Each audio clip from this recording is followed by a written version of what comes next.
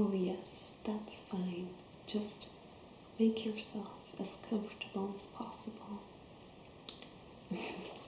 Yes, I do know that these first meetings can be a little bit awkward, but I'm going to do my best to minimize that. So, I'm Danielle, as you know. Okay, well, it's good to meet you in person.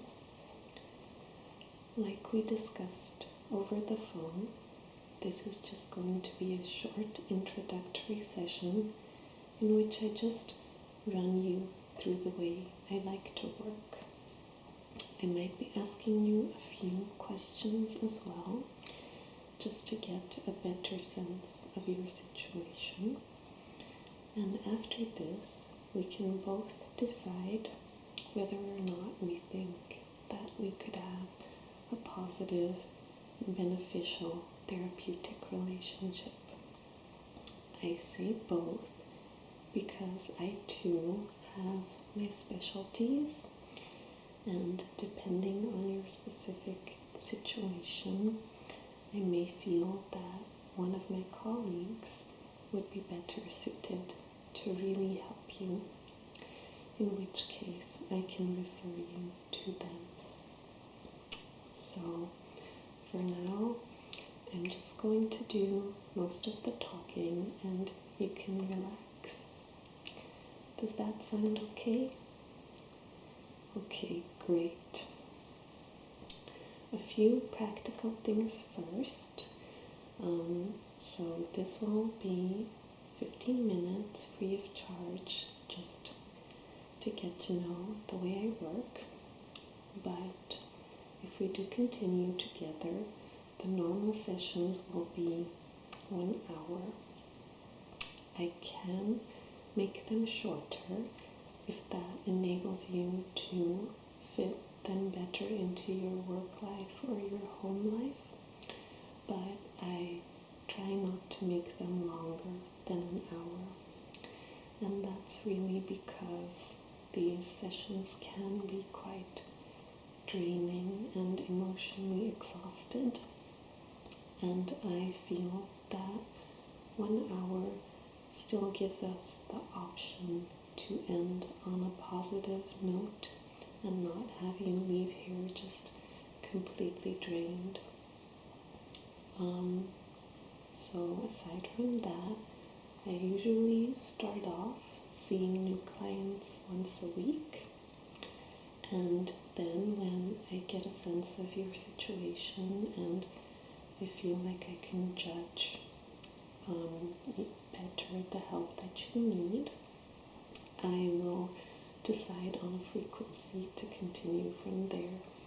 It is possible that I think that we could continue seeing each other once or twice a week, but it's also possible that I feel we could just meet once every 3 or 4 weeks. Now, for this, I would like input from you as well. If at any point in time you feel like you would like to come more often or a little bit less, just let me know and we'll work it out. Okay? And the last practical note is you will see me taking notes. This is mainly just a memory aid for me personally, so that I can remember any important things that you tell me and write down any important details. But I want you not to worry or stress about anything that I may be writing down. And to enable you to relax about this, I always make these open to my clients, so they're completely private. Aside from you and me, no one else can see them. But when you wonder or you want to read these, just let me know and I'll make them available to you. You could, for example, come in a little bit early and I'll let you read them and we can discuss any thoughts you may have about these in our session afterwards. So those practical things aside, I will now tell you a little bit about the way that I work. So I work from the conviction that life is what you make of it. Now, of course, there are a lot of things that are out of our control and out of our hands, but we can for a large part decide how we deal with these things. And I think that everyone seeking counseling already in part agrees with me on this, because they are seeking help to mold their lives into something better. Now, the biggest problem with molding your life into the way you would like it to is that people often present themselves differently to other people. They put on masks and they hide things. And you're going to feel inclined to do this with me, especially because this reflex to hide things is even stronger when we feel that we are being scrutinized. But I would like to ask you just to be as honest as possible. But people even tend to hide and disguise things from themselves as well. And this all is a problem, because all change starts with self-awareness. Awareness of your thoughts, your desires, and your actions. All those subconscious impulses and behavioral patterns need to be exposed first in order for them to be changed. So that's where I come in. In the beginning, we're just going to talk a lot. First, I'm just going to get to know the mask. I'm going to get to know the persona. And then, when I feel that the time is right, I'm going to carefully start chipping away at those masks. And I must admit that this method can be quite confrontational, because people feel really strong with their masks, and for a large part draw their confidence from these masks and from these characters that they are able to crawl into. So it can be difficult to have this chipped away at, and you might feel that your confidence is somewhat touched. But you can trust me. I won't do anything before I think you're able to handle it. And anything that I chip away at, I'm going to replace with a true, a real, confident awareness. So, you mentioned over the phone that your relationships tend to fail around the same moment every time. And this is kind of something that you want to explore here. Is that correct? Yes, okay. Well, can you elaborate on that just a little more for now?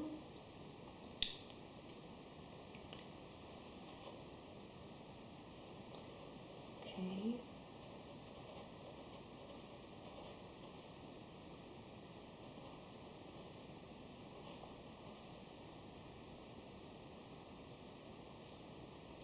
Okay. So, basically what you're telling me is that for the past couple of years, your relationships have tended to kind of get to a troubling point and fall apart around